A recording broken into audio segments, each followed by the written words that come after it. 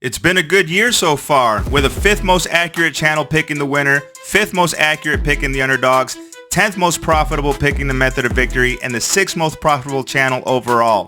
Now we go to the City of Love for some MMA violence at UFC Paris. Nasruddin Imavov is looking to get a title shot against Khamzat Chimaev if he can secure a win against Fighting Nerds co-founder and captain Kyle Borralho. Benoit St. Denis takes on Fighting Nerds member Mauricio Duffy and will try to keep him from claiming his number 13 rank in his backyard. Ziam takes on Brazilian Muay Thai and BJJ expert Kawi Fernandes in a potential fight of the night. William Gomis will be welcoming UFC newcomer Robert Ruchala. Patricio Pitbull makes a quick turnaround to face UFC newcomer Losena Keita. Sam Patterson welcomes Trey Waters back to the octagon. Umar C looks to right the ship against Brenson Ribeiro, who also needs a win. And McKee takes on UFC newcomer Axel Sola in a short notice fight. It's UFC in Paris, Imavov vs. Borralho on Fight IQ with Vaughn.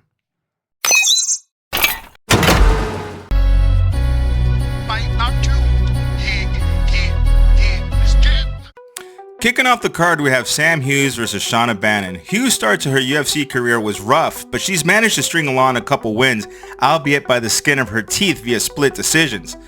Bannon is also on a 2-fight win streak. Hughes is the massive favorite at minus 310 with a win probability of 75.6%. The win probability calculator has Hughes as the favorite at a minus 231 with a true win probability of 69.8%. The AI Fight Simulator picks Hughes to win 80% of the time, 60% via decision. Hughes by now is the UFC veteran, and she certainly has the skills to beat Bannon, who looked mediocre against mediocre opponents.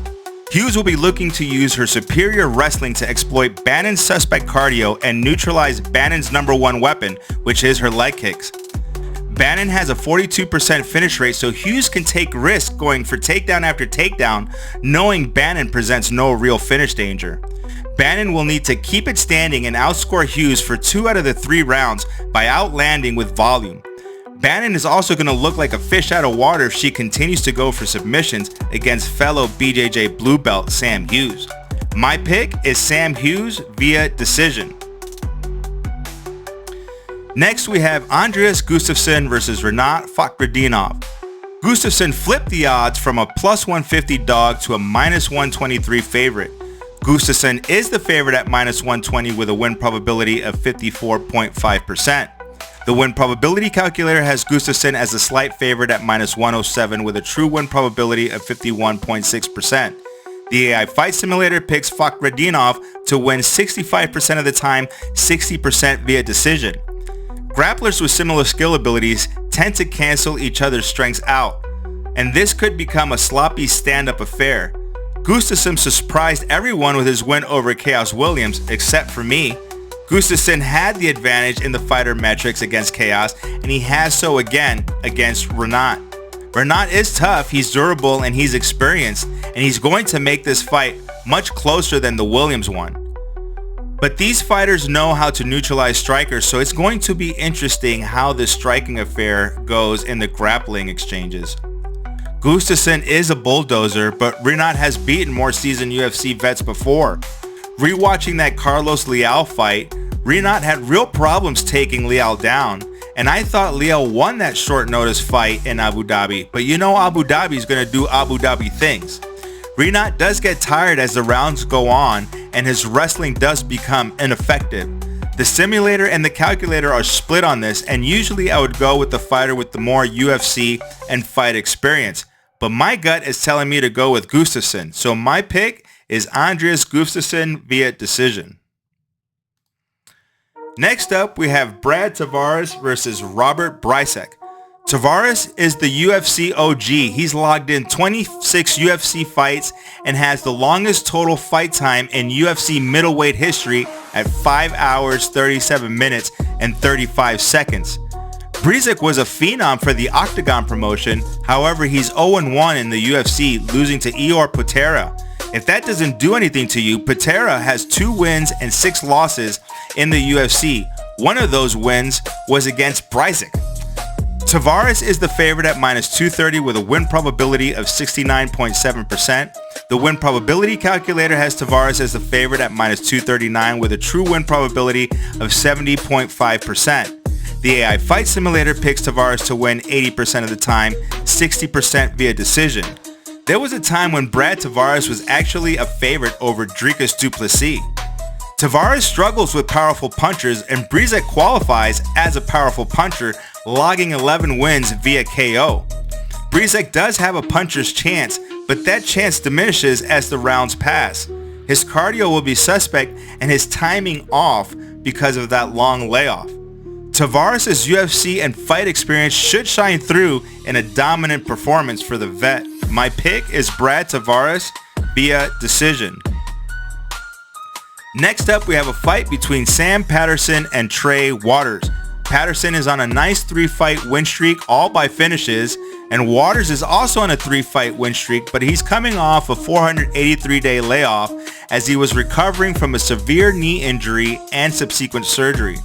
Waters is one of the tallest fighters on the card, but Patterson's no midget. Patterson's the favorite at -162 with a win probability of 61.8%. The win probability calculator has Patterson as the favorite at -335 with a true win probability of 77%. The AI Fight Simulator picks Patterson to win 80% of the time, 55% via submission. This is going to be an exciting fight. Had Waters not had that injury and long layoff, this could have been his fight to lose. He does possess the striking ability to win this fight, but point striking against an opponent with a 92% finish rate is like playing Russian roulette. Waters is going to have to come with the heat if he wants to win this fight, as Patterson has been knocked out before. But I am concerned about that knee against a submission specialist, and I am concerned about ring rust. I would have liked him to also fight stateside rather than in Paris. Patterson's is levels above Quinlan and Goff, both opponents that Waters has beat. He's also a fast starter, securing 7 wins in the first round. Danny Barlow thought he had 100 ways to beat Sam Patterson. Look how Barlow ended up. My pick, Sam Patterson via submission. Next, we have UFC newcomer Axel Sola versus McKee. This is a short notice fight between an undefeated prospect and a 1-4 UFC fighter. Sola is the favorite at -148 with a win probability of 59.7%.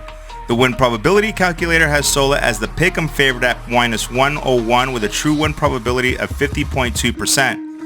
The AI Fight Simulator picks McKee to win 75% of the time, 45% via KO. McKee might be the more experienced fighter, but Sola is the favorite for a reason.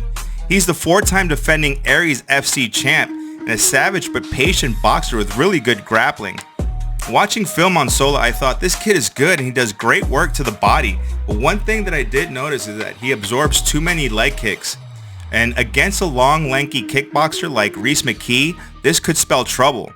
The caliber of opponents that he's faced is also mediocre at best.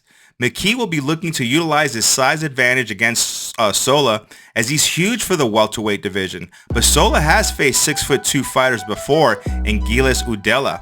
And McKee has lost to fighters with strong grappling who are 5'10", like Angelusa. Sola is fighting at home, and this should be a big morale boost for Sola. If McKee can't dominate the fight early, he's going to lose confidence and he's going to start backpedaling, and he cannot do this against the smaller Sola. I was concerned that Sola was fighting at lightweight and moving up a weight class, but Sola used to fight at 175 at Brave FC, and he even said that cutting to 170 was just too easy. My pick is Sola via TKO. Next up, we have the UFC veteran Marcin Tybura versus UFC newcomer Ante Delija. Delija is making his UFC debut at 35 years old, and he's coming off a win against 37-year-old Jorgen De Castro. Delija is the slight favorite at -115 with a win probability of 53.5%. The win probability calculator has Tybura as the massive favorite at -344 with a true win probability of 77.5%. The AI Fight Simulator picks Tybura to win 85% of the time, 50% via KO. I'm not sure what the sportsbooks see in Delija. His cardio is absolute crap and his head is a stationary refrigerator. Not to mention, Delija lost to Marcin Tybura back in 2015. This fight is surely giving Delija nightmares about what happened that night. Oh! what's happened. His leg's broke. His leg's broke. Oh, his leg is broke. His leg is broke. Whoa. And badly. To make matters worse, Delija has 0 grappling and 0 wrestling. He's a pure kickboxer from the Crow Cop era. And fun fact, he was supposed to be signed to the UFC and make his UFC debut back in 2020, but he was already signed with the PFL.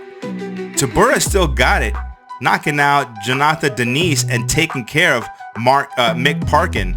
My pick is Marcin Tybura via TKO. Next up, we have Omar Sy versus Brenson Ribeiro. Omar Sy is coming off a disappointing loss to Alonzo Menefield, and Brenson Ribeiro is coming off a loss to Azamat Murzakanov via KO just a couple months ago. Sy is the massive favorite at minus 430 with a win probability of 81.1%. The win probability calculator has Sy as the massive favorite at minus 422 with a true win probability of 80.8%. The AI Fight Simulator picks Sy to win 85% of the time, 50% via KO. I tell my AI that only 24% of the fights should end in the first round, and it believes that this fight qualifies as one of those 24%. Ribeiro's only path to victory is securing an unlikely knockout against Omar Sy in his backyard against a fighter with who's never been knocked out. The loss to Menefield was a significant setback for Omar Sy, but one thing's for sure, he's going to have to bring the heat. And he's going to have to bring that killer instinct inside the octagon and win by an extravagant KO to put himself back in some good graces. Omar will have a 2-inch reach advantage, which he should be able to exploit in the stand-up, and he does dominate the fighter metrics. Sy's strike defense is elite, and his takedown defense is at 100%. My pick is Omar Sy via TKO. Next up, we have William Gomis versus UFC newcomer Robert Ruchala. Gomis is coming off a split decision loss against Haider Emil, and Robert Ruchala, the grappling specialist, is coming off a 2-fight win streak. Gomis is the favorite at minus 230 with a win probability of 69.7%. The win probability calculator has Gomis as the favorite at minus 202 with a true win probability of 66.9%.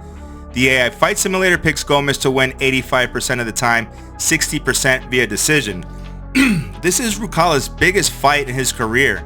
He's only competed in Poland's regional circuit at the KSW, but now he's running with the big boys at the UFC.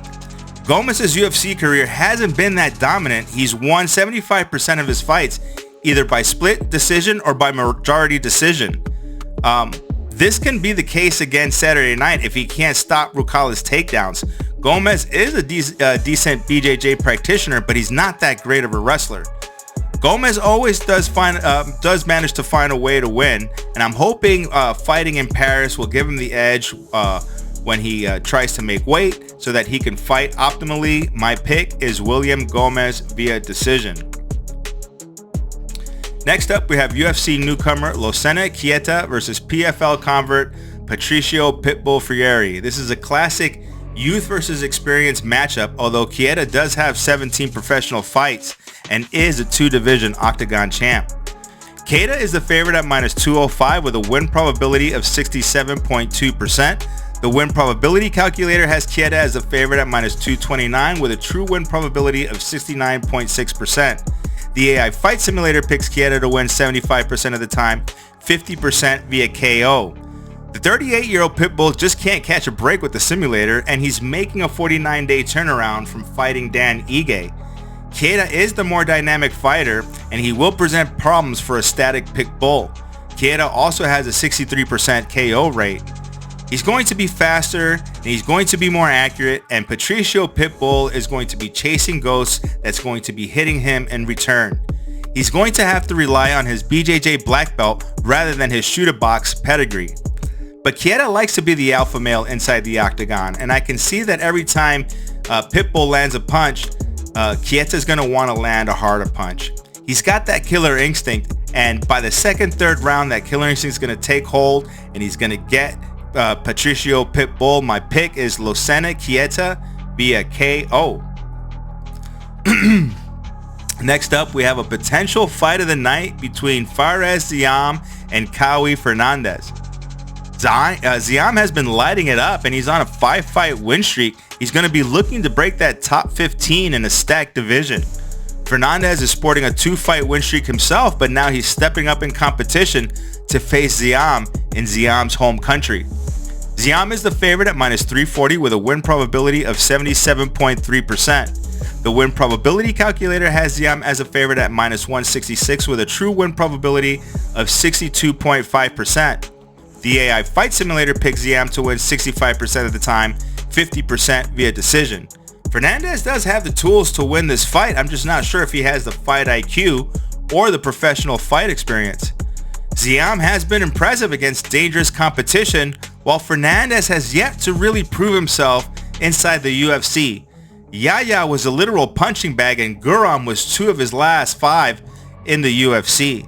Fernandes won't be able to match Ziam on the feet. He'll need to utilize his superior grappling to secure minutes and points. Ziam does have an Achilles heel, and that's his submission defense, specifically his rear naked choke defense. Fernandes will need to be clever as he approaches his takedowns, and if his fight IQ is average or below average, he's gonna get caught. My pick is Fares Ziam via decision. Next up, we have Modestas Bukauskas versus Paul Craig. Paul Craig, he's a likable guy, but his time in the UFC has passed. He's a one-trick pony, and everyone knows how his magic trick works. He's only won 3 of his last 10 in the UFC. Bukauskas is the big favorite at -325 with a win probability of 76.5%. The win probability calculator has Bukauskas as the favorite at -216 with a true win probability of 68.4%. The AI Fight Simulator picks Bukauskas to win 70% of the time, 45% via KO. Like I said before, Craig has only won 3 of his last 10 fights in the UFC, and he isn't getting any younger at 37. He's going to have to get through Bukauskas' arsenal of attacks to secure a submission, and if he doesn't get it on that first try, he's probably going to get desperate and keep chasing it. Bukauskas' only loss since 2022 was against Vitor Petrino, and he's really elevated his game since then. Another loss on Craig's record would be disastrous. At this point, it doesn't even matter what level of opponent he's lost to. A loss is a loss. My pick is Bukauskas via KO. Up next is a lightweight fight between Mason Jones and Balaji Aki. Aki bounced back from his submission loss against Duncan to take Michael Aswell to a decision after Aswell stepped in late notice for Markel Medeiros. Jones, on the other hand, has been making waves, going on a 4-fight win streak to get re-signed to the UFC, then goes out and gets a decision win over UFC veteran Jeremy Stevens. Jones is the favorite at -142 with a win probability of 58.7%. The win probability calculator has Jones as the favorite at -211 with a true win probability of 67.8%. The AI Fight Simulator picks Jones to win 65% of the time, 45% via decision. This is going to be a close fight for the judges to score. We already know Oki can put himself in compromising situations against grapplers, and Jones is a relentless grappler with a 4.24 takedown average per fight against Oki's 85% takedown defense. Oki will need to do something to keep Mason Jones on his back feet. His strike volume can do just that. At 7.05 strikes landed per minute, Oki will need to use his strikes to score points and win rounds. Oki does have a path to victory via decision, but I doubt he has the fight IQ to execute that game plan. My pick is Jones via decision. Next, we have the co-main event between Mauricio Ruffy and Benoit Saint-Denis. Saint-Denis has been meh in the UFC. The biggest win he's had was against Ismail Bonfim back in 2023. This is when we thought Bonfim was going to be a future champ, but now we know different. Ruffy, on the other hand, has been tearing shit up.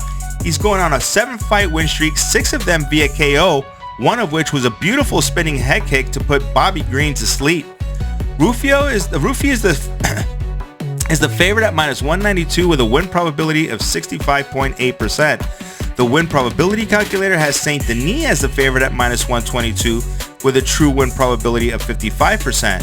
The AI Fight Simulator picks Ruffy to win 55% of the time, 50% via decision.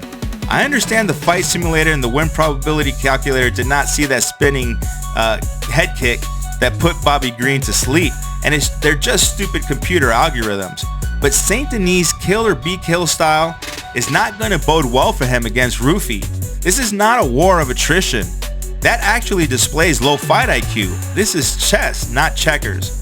Saint Denis will not win this war simply because he has more heart. No one is denying that he's willing to put it all on the line, but that's the problem. Ruffy is a master of range and his setups are deceptively good.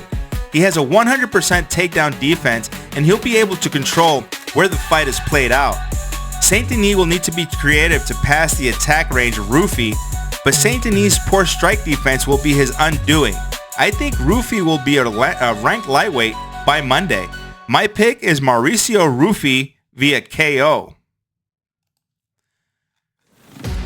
Finally, we have the main event between title contenders Nasruddin Imavov and Kyle Borralho. This is a title eliminator fight, winner potentially securing a fight against Khamzat Chimaev, and this is a certified banger. Imavov is on a 4-fight win streak, disposing of ex-champ Israel Adesanya and just about clearing out the top 10 of the division. Borralho is undefeated in the UFC, and he does have a crazy 9-fight win streak. Borralho is the favorite at -125 with a win probability of 55.6%. The win probability calculator has Imavov as the favorite at -132 with a true win probability of 57%. The AI Fight Simulator picks Imavov to win 75% of the time, 45% via decision. Borralho has had a very nice start against bottom tier fighters. Imavov has been fighting fighters a tier above those Borralho has been fighting for a while now. Imavov is a talented kickboxer and he has pretty good takedown defense, but Borralho is an extremely smart fighter and he does dominate the fighter metrics. His long layoff could contribute to some ring rust, but he did make weight and serve as the backup for the Duplessis versus Chimaev fight. Borralho challenged Imavov to a fight immediately after Imavov beat Adesanya, to which Imavov said he'll get KO'd, he'll sleep. Then they're gonna say, it's normal, he was number one, you see. He goes on to say, so wait your turn. Well, his turn is up. His mouth got him his opportunity to be one step closer to a title fight, but Imavov is by far the most dangerous fighter Borralho has ever faced. Borralho only has 3 finishes the past 6 years. He's a point fighter. And even with his KO against Paul Craig, everyone KOs Paul Craig. And Oleg Seychuk can't defend a submission if his life depended on him. This dog has a lot of bark. But this is his first fight in the UFC where he's facing a real top 5 contender. There's a lot at stake here. A title shot against Khamzat and the millions of dollars that will go with the fight and ensuing sponsorships. Imavov has worked for this while Borralho has barked his way up the ladder. This is going to be a great title eliminator fight. Paris is going to go absolutely bananas for their boy Imavov. And it's going to take a championship-like performance from Borralho to beat Imavov at home. My pick is Nasruddin Imavov by decision. Thank you for sticking with me till the end. Hit that like and subscribe button. We out.